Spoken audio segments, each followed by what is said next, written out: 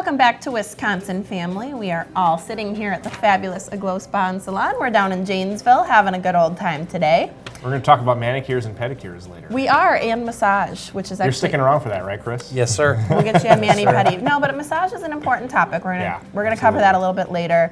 If you've been wondering about martial arts, we've got just the guy to talk to you. Chris Martingilio from Martingilio Martial Arts joins us today, and we're so glad to have you back. How are you? I'm good. Thank you. So we're going to talk a little bit about black belt testing today. Yes. Now, this is a topic I'm excited to learn about. I don't know much about the process of testing for any color belt. Black belt, obviously being a big one, an important one. So tell us about it. Black belt testing is huge.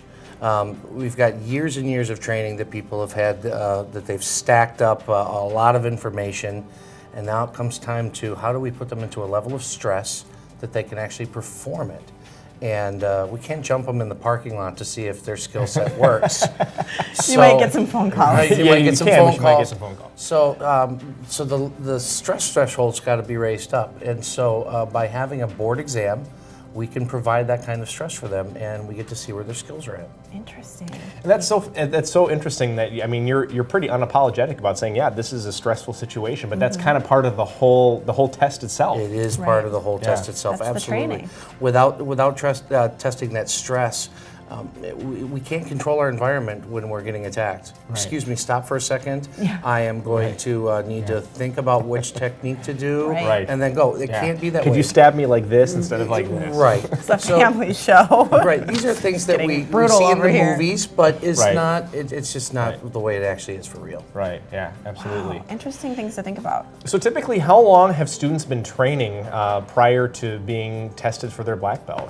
The coolest group of people that we're working with are the kids that have started at 4, and now I've got them at 12, and they're testing for their junior black belts. Wow, 12-year-old kids. Now, we do not endorse having kids have black belts sooner than 15, but this junior black belt status is giving them age-appropriate material with the full amount of material that they have to learn, still the same as the adults, but we give them age-appropriate information.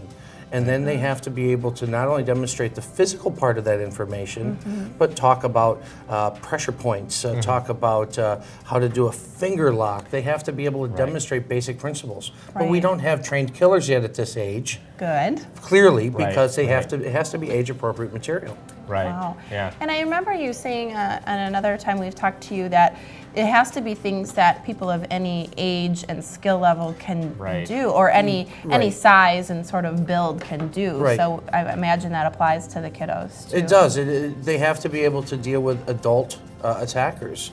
And so we have to. That's again age appropriate.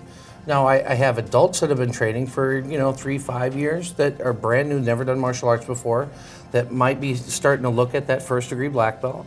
But then we've also got people that have come from other systems that have got 10 years of training that are now coming in to do their first test. But there's black belt testing all the way to 10th degree black belt. Yeah. I mean, it just keeps going and going and going and going. Yeah, I just figured if you were a black belt, that was it. That was the max. There's a whole 10 degrees of black belts. That's about anywhere. The first degree black belt's about 3 to 5 years of training. When you're starting to look at 10th degree black belt, you've been doing it over 50 years.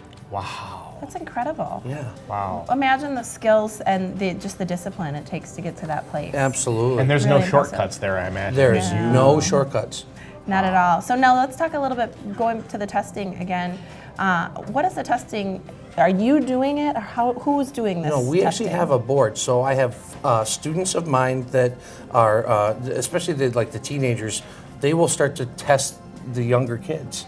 And then that keeps on pyramiding down. So my students that are 3rd degree, 2nd degrees, they'll help test the 1st degrees. But then I have to keep me honest. I have pulled in a board of my peers that all train with my instructor. So it keeps us all honest, so that we're doing a collective testing, not just I really want you to pass, so I'm going to pass you. Yeah. Yeah, that's really interesting. And I'm sure that people can interpret, I mean, it's not a standardized test where you're filling in bubbles, so there's interpretations there. Individual sizes and differences that we have to accommodate, absolutely. So, yeah, there's a lot of cool things that come into play when we're watching this, but a varied group of opinions on how that actually should pan out in the end is important. And now, just real quick before we go, I'm just curious to know, do you have students that sometimes don't pass? All the time. Yeah. Really? We have got a couple of individuals, a district attorney from Chippewa Falls. He's tested 3 times, and he just keeps coming back. He's learning more probably than the guy that passed. Sure. And we have a saying: if you pass the test, more work. If you fail the test, more work. So either way, you've signed yourself up for more work. No, I love it, Right. but it's fun work. It's a great way to give some kids all the way up through any age some great life skills, but also a nice discipline. And some accountability in the end. I enjoy A that. lot of work. Yeah. Well, Chris, always a pleasure to chat with you. Thanks so much for joining us once again. It goes so fast, but that's it. We're going to be back in just a little bit talking about paintball. We're here at a Glow Spa and Salon. Check out Martingilio Martial Arts, and we'll be back with more Wisconsin Family. We're crystal clear.